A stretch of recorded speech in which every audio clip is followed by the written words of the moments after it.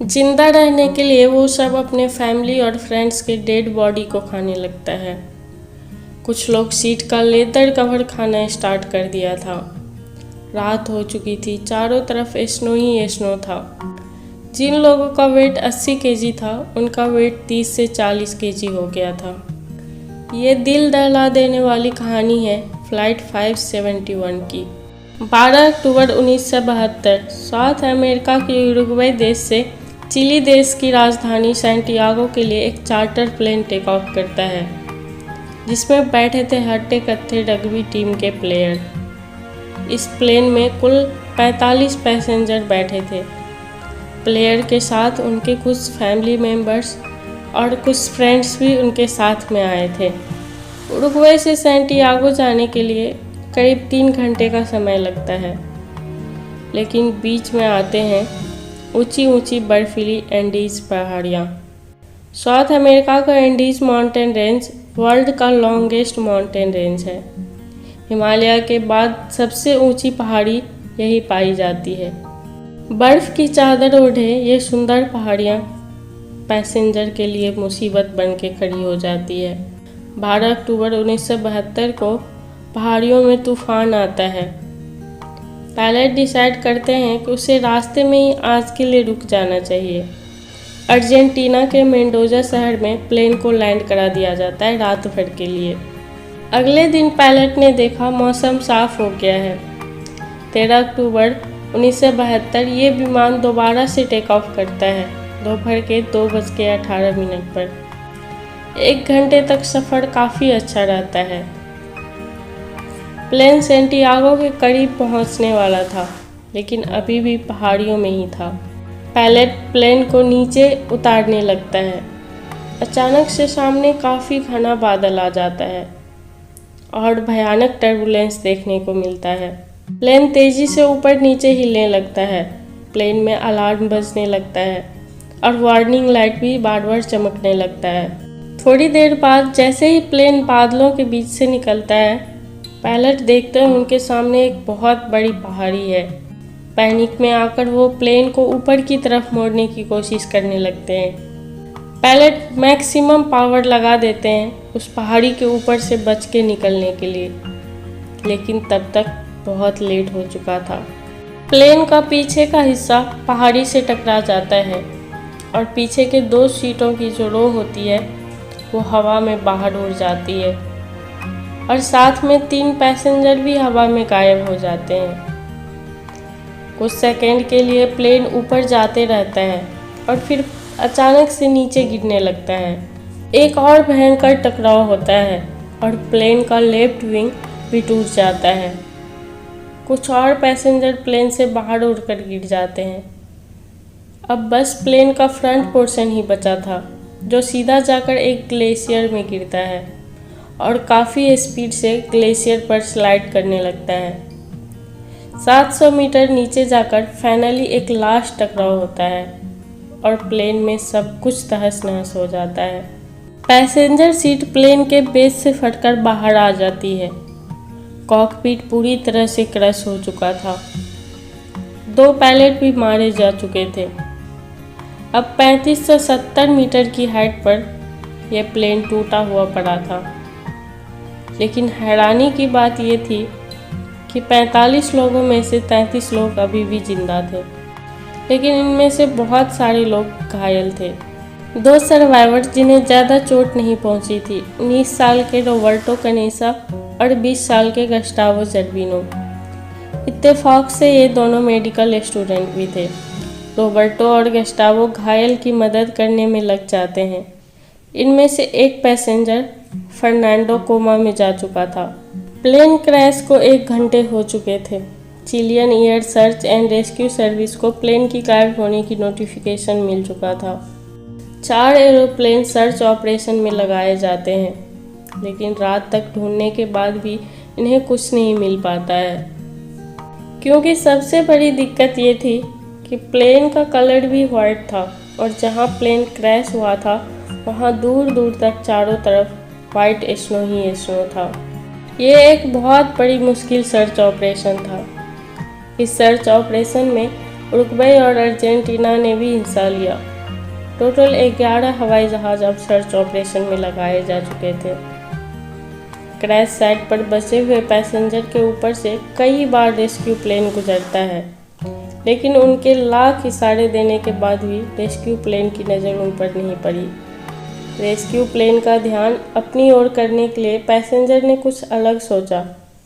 उन्हें मलबे में पड़े बैग से लिपस्टिक और नेल पेंट मिला, जिसके हेल्प से सबने प्लेन के ऊपर बड़े अक्षरों में SOS लिखना स्टार्ट किया, लेकिन फिर भी रेस्क्यू टीम की नज़र उन पर नहीं पड़ी। 8 दिन तक ये रेस्क्यू ऑपरेशन चला, लेकिन कोई क्लू नहीं मिलने की वजह से 21 अक्टूबर 1972 को सबको डेड डिक्लेयर कर दिया गया और ये ऑपरेशन को फाइनली बंद कर दिया गया। 11वें दिन पर रग्बी प्लेयर रॉय हार्डली को एक ट्रांसमीटर रेडियो मिलता है सीटों के बीच में, जिससे बस वन वे कम्युनिकेशन हो सकता था। एक लंबा सा एंटीना बनाते हैं और ट्रांसमीटर रेडियो को ऑन करने की कोशिश करते हैं सब मिलकर। बहुत कोशिश करने के बाद रेडियो ऑन हो जाता है, लेकिन जब वो सुनते हैं कि सर्च ऑपरेशन बंद कर दिया गया है तो सबके होश उड़ जाते हैं, क्योंकि अब उनके पास खाने के लिए भी ज़्यादा कुछ बचा नहीं था। खाने के नाम पर 8 चॉकलेट बार, 3 जैम के बोतल, एलमंड्स के डब्बे, कैंडीज, ड्राई प्लम्स एंड कुछ वाइन के बोतल थे। अब बचे हुए पैसेंजर ने खाने को थोड़ा थोड़ा खाना शुरू किया ताकि ज़्यादा दिन तक चल पाए। प्राडो ने एक चॉकलेट कवर्ड मूंगफली को 3 दिन तक खाया, क्योंकि सबसे बड़ी दिक्कत ये थी कि इतनी हाइट पर ना तो कोई पेड़ पौधे थे, ना कोई जानवर जिसे मारकर खाया जा सके। भूख कम करने के लिए अब कुछ लोगों ने सीट के अंदर लगे कॉटन को और लेदर कवर को खाना स्टार्ट किया, लेकिन उससे और वो बीमार ही पड़ गए। जिंदा रहने के लिए इन सर्वाइवर ने कुछ ऐसा किया जो सुन के आपके होश उड़ जाएंगे। उन लोगों ने मरे हुए पैसेंजर को खाना स्टार्ट किया। मरे हुए पैसेंजर में या तो उनके फैमिली वाले थे या फ्रेंड्स थे। कुछ लोगों ने डेड बॉडी को खाने से मना किया, लेकिन जब 2 दिन और बीता और उनके पास कोई रास्ता नहीं बचा, उसने भी डेड बॉडी को खाना स्टार्ट कर दिया। अब तक 16 दिन बीत चुके थे। सबके हालत बद से बदतर होते जा रहा था, लेकिन उन सबके जीवन में एक और तूफान आना भी बाकी था। उस रात गरजती हुई आवाज़ उन्हें सुनाई देती है। पता चलता है कि एवेलांच आ गया है। जब तक वो कुछ कर पाते, एरोप्लेन में पूरा बर्फ़ के टुकड़े भर जाते हैं और सभी लोग बर्फ़ के नीचे दब जाते हैं। इनमें से कुछ लोगों की सांस न ले पाने की वजह से मौत हो जाती है और अब बचते हैं 19 लोग। सब बर्फ़ के टुकड़े में अंदर दबे हुए थे। फाइनली 2 से 3 दिन की मशक्क़त के बाद बर्फ़ के अंदर से वो किसी तरह से बाहर निकल पाते हैं। फिर वो सब सोचते हैं कि हमें कोई बचाने आने वाला नहीं है, इसीलिए खुद ही यहाँ से निकलने की कोशिश करते रहना चाहिए। मरना ही है तो आखिरी सांस तक लड़के मरेंगे। कनेसा, प्राडो और विजेंटीन ये तीनों स्ट्रॉन्गेस्ट सर्वाइवर थे, इसीलिए सबने उन्हें थोड़ा ज़्यादा खाना और गर्म कपड़े दिए ताकि वो लोग बाहर जाकर मदद ढूंढ सके। क्रैश के 33 दिन बाद 15 नवंबर को 3 लोग निकल पड़ते हैं मदद ढूंढने के लिए। वो लोग कई घंटे तक ईस्ट के डायरेक्शन में चलते रहते हैं। कई दिन चलने के बाद उन्हें हवाई जहाज़ का पिछला हिस्सा मिलता है, जिसमें उन्हें कुछ खाने पीने का सामान और एक 2 वे रेडियो सिस्टम मिलता है, लेकिन काफ़ी ट्राई करने के बाद भी वो रेडियो सिस्टम ऑन नहीं हो पाता है। उन तीनों को अब रियलाइज़ हो गया था कि ईस्ट के डायरेक्शन में आकर गलती कर दी। 59 डेज़ के बाद 11 दिसंबर को एवेलांच आता है और 3 और सर्वाइवर मारे जाते हैं। अब सिर्फ 16 लोग ही बचे थे। मदद ढूंढने के लिए अब वेस्ट के डायरेक्शन में जाना था, लेकिन -30 डिग्री सेल्सियस ठंड में ना तो उनके पास स्लीपिंग बैग था, न ही ठंड से बचने का कोई और तरीका। कनेसा को नीडल से सिलने आता था। उसने कई सारे कपड़े को एक साथ सिलकर स्लीपिंग बैग बनाया और 12 दिसंबर क्रैश के 2 महीने बाद प्राडो, कनेसा और विजेंटीन निकल पड़ते हैं ग्लेशियर पर क्लाइंब करने बिना किसी माउंटेन गियर के। उन्हें लगा था कि वो लोग ज़्यादा दूर नहीं है, 2 से 3 दिन के अंदर वो मदद ढूंढ लेंगे। इसीलिए बस 3 दिन का खाना पैक किया था उन्होंने। इतने प्रॉब्लम के बाद बिना ऑक्सीजन के जब वो लोग ऊपर पहुंचते हैं तो देखते हैं कि चारों तरफ बस बर्फ़ ही बर्फ़ है। उन्हें रियलाइज़ होता है कि फिर से वो लोग गलत डायरेक्शन में आ गए हैं। विजेंटीन डिसाइड करता है कि वो रिटर्न क्रैश साइट पर जाएगा ताकि खाना ज़्यादा यूज़ ना हो। राइडो और कनेसा वापस बढ़ते रहते हैं, पहाड़ी चढ़ते रहते हैं। 3 घंटे चढ़ने के बाद वो पहाड़ी के पीक पर पहुंच जाते हैं। चारों तरफ गौर से देखने के बाद उन्हें दूर में कुछ पहाड़ियाँ दिखाई देती है जो हरी भरी पहाड़ियाँ थी जिस पर बिल्कुल भी बर्फ़ नहीं था। वो लोग डिसाइड करते हैं कि अब हम उसी डायरेक्शन में आगे बढ़ेंगे। वो उसी डायरेक्शन में कई दिन तक बढ़ते रहते हैं। फाइनली उन्हें एक नदी मिलती है। वो लोग नदी के डायरेक्शन में चलना स्टार्ट करते हैं। ट्रैकिंग के 9 दिन बाद 20 दिसंबर को उन्हें खेतों में कुछ गाय दिखाई देती है। वो लोग काफ़ी ज़्यादा थक चुके थे, दोनों वहीं पर बैठ जाते हैं। तभी नदी के दूसरे किनारे पर उन्हें घोड़े पर बैठे 3 आदमी दिखाई देता है। वो लोग चिल्ला के हेल्प मांगने का काफ़ी कोशिश करते हैं, लेकिन नदी की शोर की वजह से आवाज़ दूसरे किनारे तक जाती नहीं है। उनमें से एक आदमी पराडो को देख लेता है और वो समझ जाता है कि कुछ बोल रहा है। वो आदमी चिल्ला के बोलता है कि टुमारो, मतलब अगले दिन आएंगे। अगले दिन वो घोड़े वाला आदमी पेपर और पेंसिल लेके आता है। पेपर पेंसिल को पत्थर से अटैच करके धागे से बांधकर वो दूसरे किनारे पर प्राडो और कनेसा की तरफ फेंकता है। प्राडो स्पेनिश लैंग्वेज में लिखता है, मैं उस प्लेन में आया था जो माउंटेन में क्रैश हो गया। हमारे 14 साथी क्रैश साइट पर मौजूद है। हमारे पास न तो खाना है न पानी है। हम काफ़ी ज़्यादा वीक हो गए हैं।